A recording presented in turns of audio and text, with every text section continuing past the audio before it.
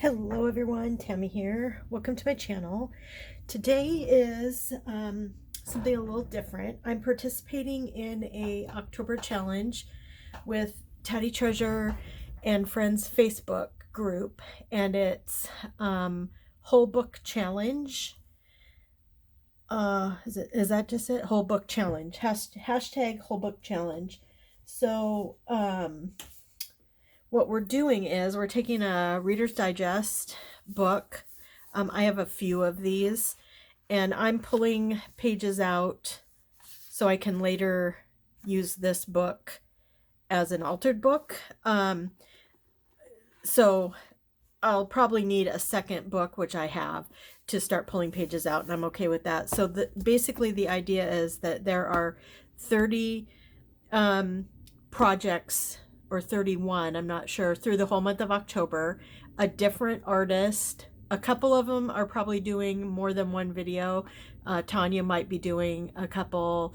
I just watched the video for today, which I'm filming this a little early. And the video for today, she mentioned that she would be doing another set of pages at the end. So each artist is taking 16 pages and making ephemera from those 16 pages. And the idea is at the end you have 16 times 31. You know, you do the math, I'm really bad, but that's how many pieces of ephemera that you have.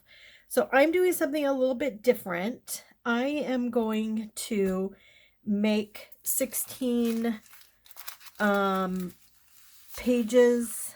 It'll be 16 pages of your own paper, your own creative ideas, your own creative flow, using, and so it can be used. So this could be like a piece of scrapbook paper that you use to make a pocket or a tag or something with. So I'm gonna make 16 pieces of like your own homemade scrapbook paper, basically, for lack of a better word. So I'm gonna start really simple, and I'm trying very, very hard to use only things that I think you might have in your stash. I'm not, I know there's a lot of you that are just starting out. There's many of you that don't have a lot of money, so you don't have a lot of supplies. I totally get that.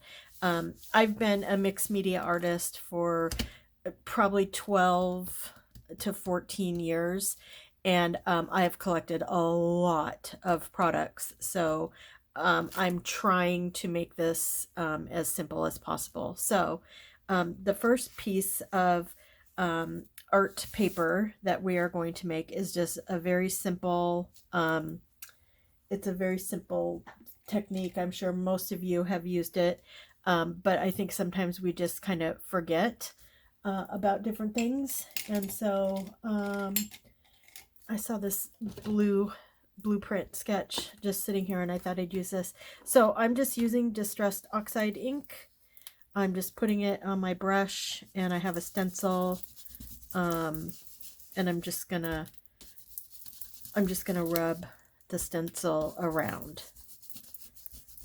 So you could use any of these art papers that you're making, I mean, really for anything. You could tear them up and use them for collage fodder. You can, you know, like I said, you could even connect two of them together and make a page, you know, a journal. I'll show you. We'll make one here in a minute. But I just want to show you. So here you have this beautiful piece of art paper to use in any project that you want. So there's one. So these ones, I will be using some wet medium. So I want to make these so then they have a chance to dry a little bit before the end of the video. So this is just water, but you could put any kind of dye in here. Tea dye, coffee dye, you know, if you're using like inks, you can drip them in and just spray them on. For this purpose, I have a couple of Distress Oxide sprays, Salvage Patina, and I did test these out, and when they're dry, they do not react with water. So I highly recommend using these. So again, I'm just gonna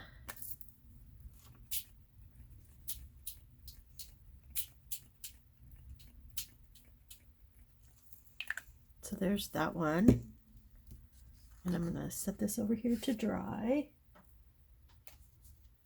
And then the only other color I only have 2 of these, but you could do this, like I said, you could have your own little spray bottle and put whatever inks that you want in there. They do not have to be these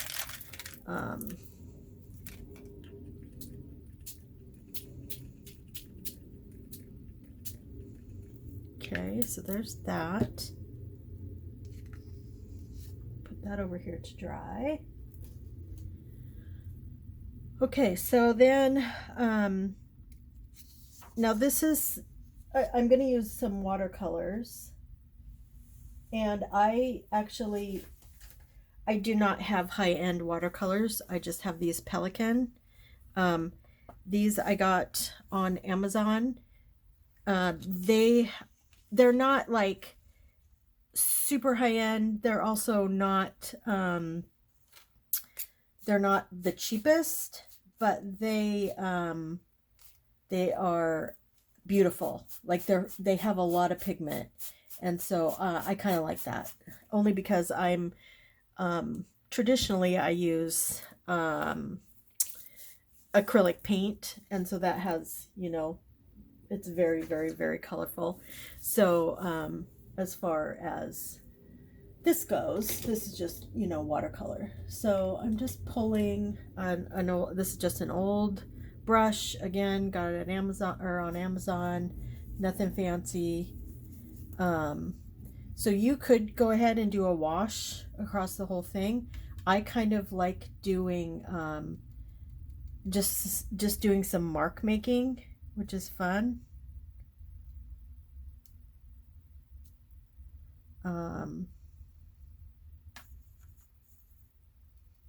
Yeah, just nothing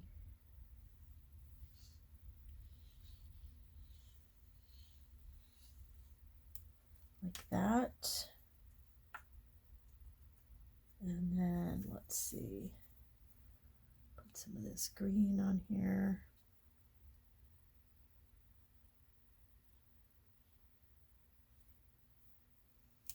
So you can just do all different shapes.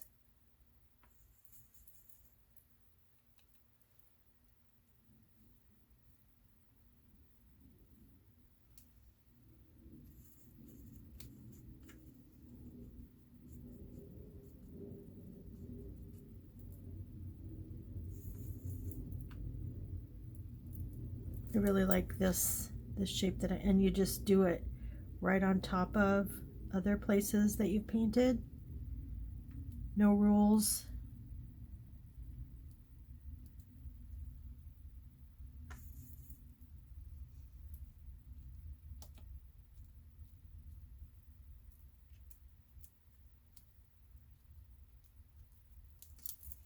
Okay, just something like that.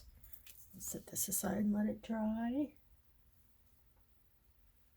Okay, so you have that.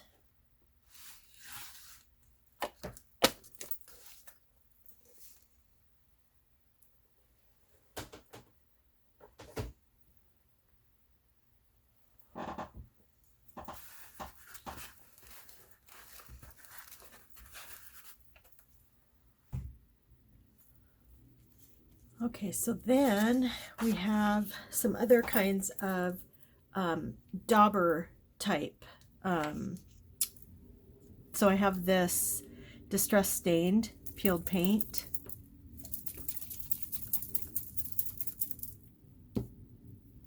So again, you could use your own ink daubers if you have any. You could use makeup brushes. You could use anything with any color ink that you might have mixed up. You don't have to buy these inks. You know, if you have them. The thing that I challenge myself with when I'm doing these kinds of things is going through products that I haven't used in a long time, and then kind of forcing myself to figure out how to use these in my junk journals. So this is a really pretty, it's called Peeled Paint. And you can also, like, you can do really big marks with it, which I think is really pretty.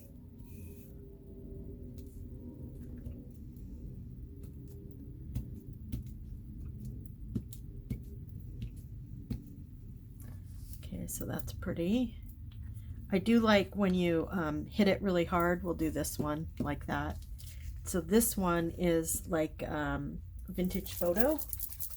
So we're all familiar with that. And so this one is fun. Well, they're all fun. Daubers are fun. You could even use the bingo markers if you play bingo. So when you slap these down, see that cool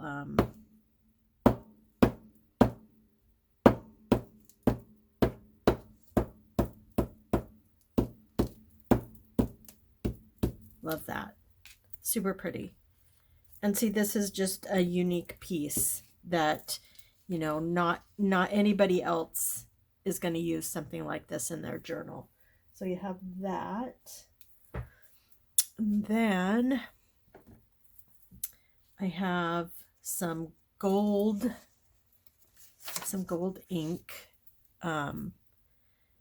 Liquitex acrylic ink.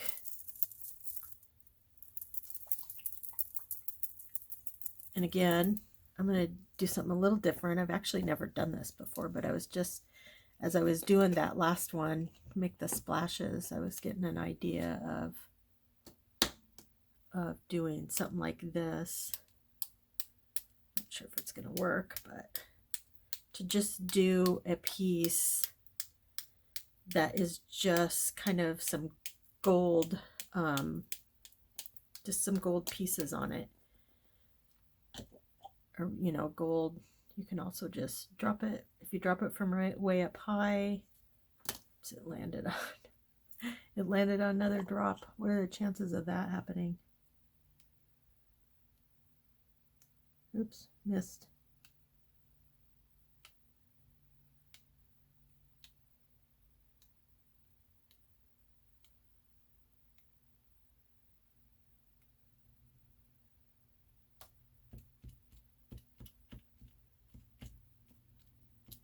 And then you could also come in and just make some shapes.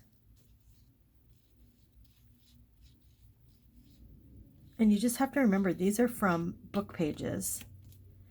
And I know, like, for me, our used bookstore, thrift store, they always have these Reader Digest books. And they're really inexpensive. You know, $2, $3. And if you're getting, you know, just all this ephemera out of them, what a value. And especially if you're, you know, making your own papers like this. So we'll let that dry. Again, just really interesting, interesting papers.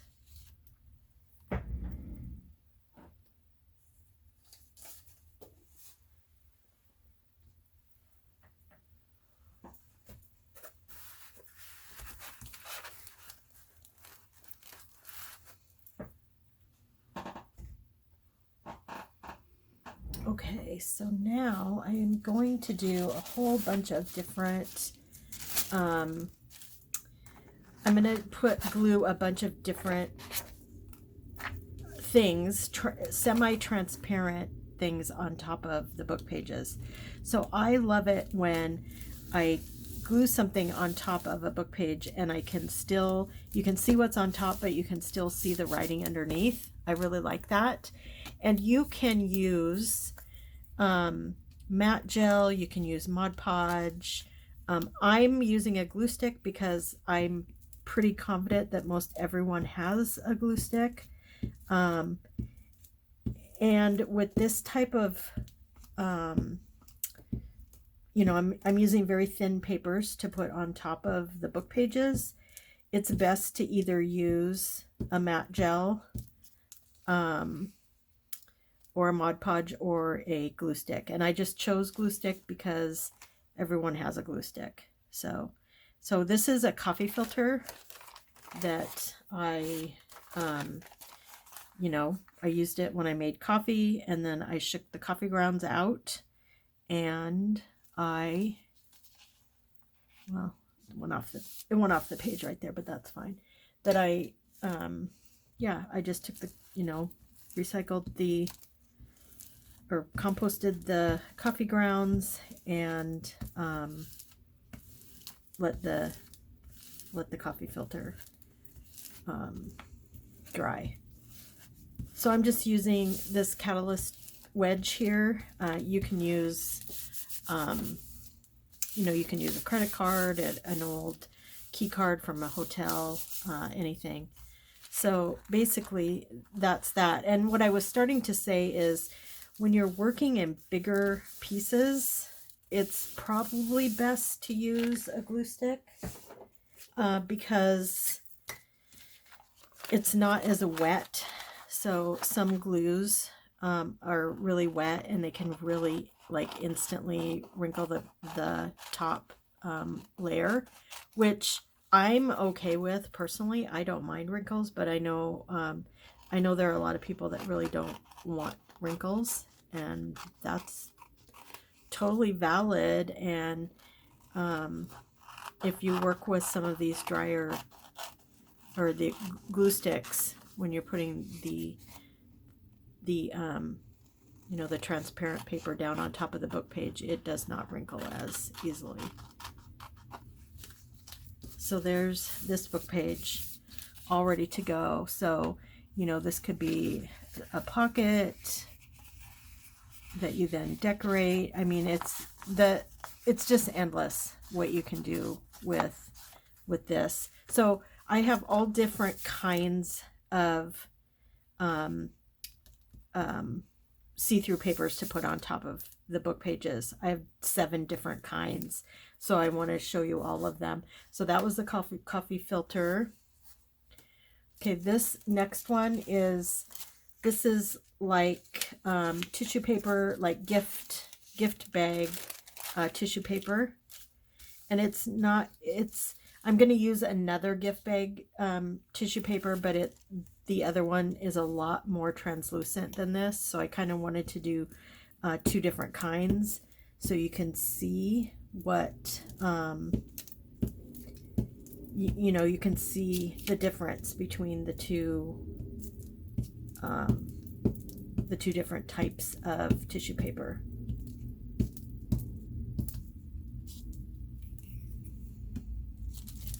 And yeah, when you use Mod Podge or matte gel, it makes this, it can make this paper even more translucent because it really blends in with the paper below it. But like I said, I wanted to use glue stick because I know not everyone has the matte medium. And this is faster to dry too for these purposes.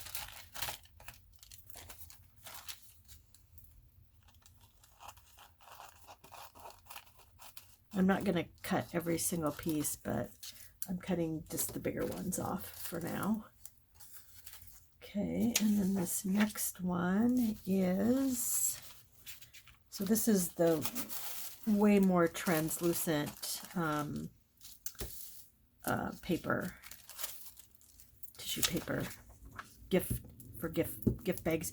So one thing I do want to say about using tissue paper in your collaging is that some of it is the it's not water, it's not soluble, but the colors, the dye in it. So sometimes with some tissue papers, you have to be careful because, you know, like super red ones will turn your page pink because of the dyes in the tissue paper. These tissue papers that I chose here, I've tested them, and they don't, you know, they don't do that. So you kind of have to do a little test piece just to make sure. And then another thing to say that if you're using matte gel or Mod Podge, using a wedge like this and pushing really hard will rip the tissue paper because it's so thin, and the matte gel or Mod Podge is very wet, and so it will tear. I love this one. This one's so pretty.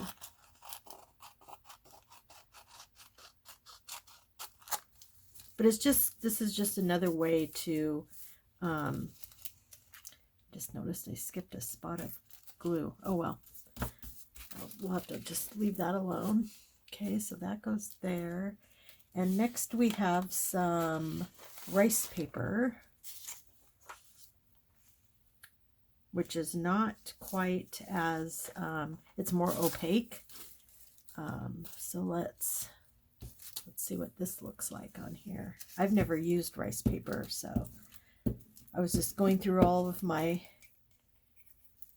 tissue / napkins just to see what I had, and this rice paper was in there, and I was like, oh, I'm going to try that.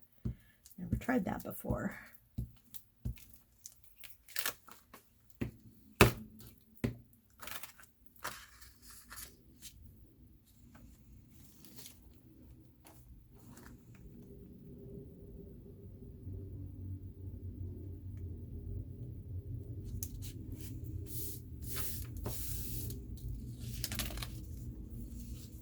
Yeah, so this is very faint, the writing underneath.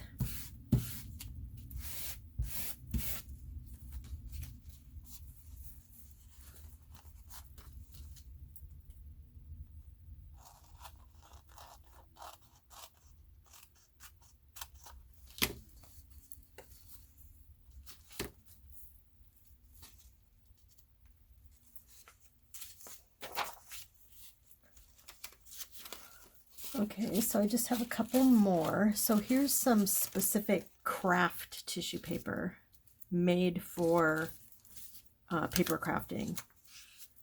I'm not sure what brand this is. I think maybe it's an off-brand from Amazon, but I'm not positive.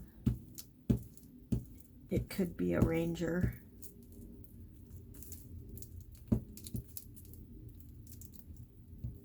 One thing you will notice, this is just a preference of mine, is that I don't use papers on top of book pages that have words. So like I do have quite a bit of craft tissue paper that has words, and I don't normally mix the two. I don't mind doing numbers with words, but that's just my own personal preference. You do you. That's just my thing.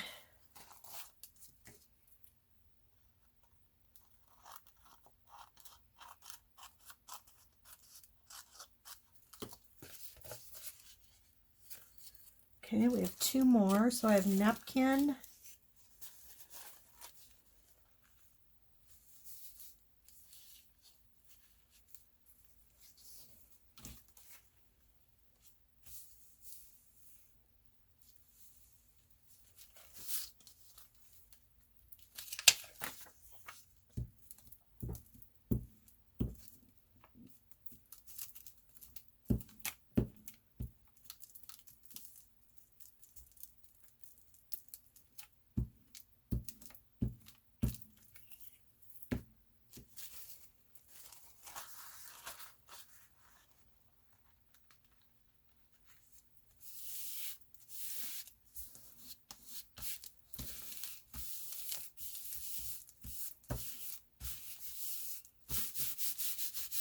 Yeah, and I love how you can see the writing behind.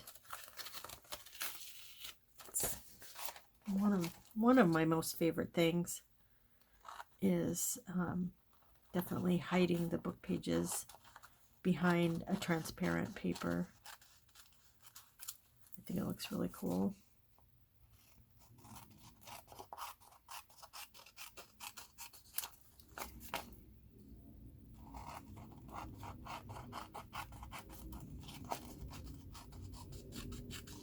Okay. And then we have this last one, which is, this is a jelly print that I did on top of deli paper. So these are really fun too, because again, using your own art to you know, to make your own art paper with.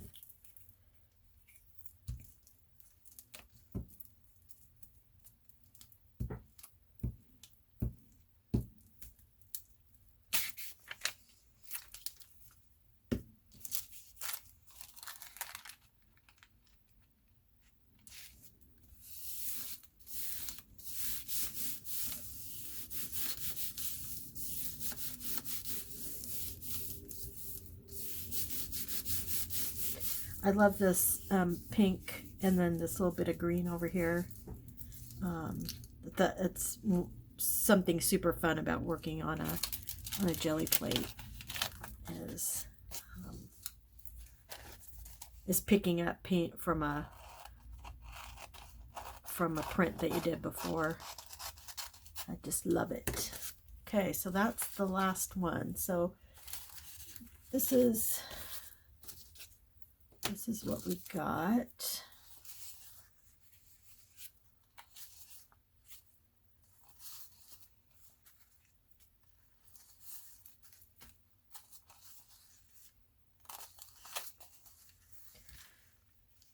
So yeah, this one you can definitely see the words more than anything. And so what I do like about this is even if there was paint or colors under here, they would still show through perfectly, but the little stars would be on top, which looks just amazing. So how many do we have so far? 1, 4, 5, 6, 7, and then we did 8, 9, 10, 11, 12, 13, 14. Okay, so we have 2 more. So this one is going to be stamping on, and I thought since it was October that I would use some leaves here. I might give you a couple bonus ones. Okay, so this is aged mahogany. And if you have, you know, what do you want to call it? A block, you can use it. I don't always. So there's that. Again, just really fun making your own papers with whatever you have. So there's that. And then this is Rusty Hinge.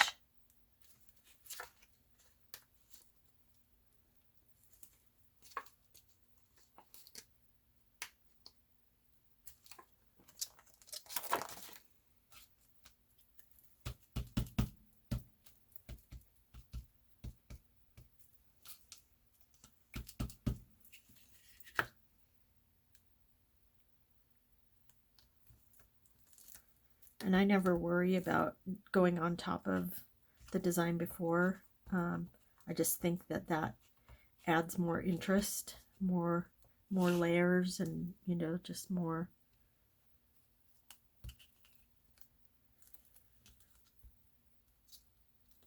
Okay, and then walnut stain. And let's do this leaf.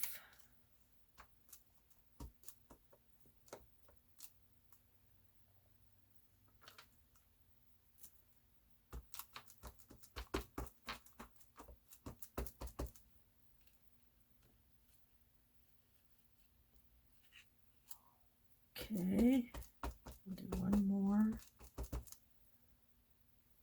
So this is just a super pretty piece of fall art paper. Yeah, you can do whatever with anything. Any of these projects that you're watching as a month goes on, they can all be made out of these papers, which I think is just really cool because, like I said, it's your own paper, your own design. So the last one I want to do, which this also just kind of came to me as I was playing, was just using your stamp pads to make a square design. So just do this. How fun is that? So I'm going to do one kind of off the page and here. And here's some bundled stage. Oh, that one's not quite as good. Not bad.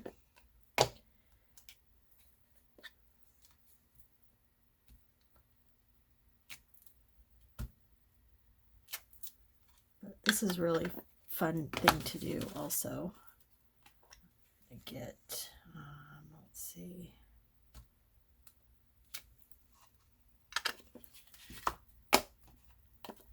this is an old walnut stamp pad, so ooh, that looks really good. Love it. That's beautiful.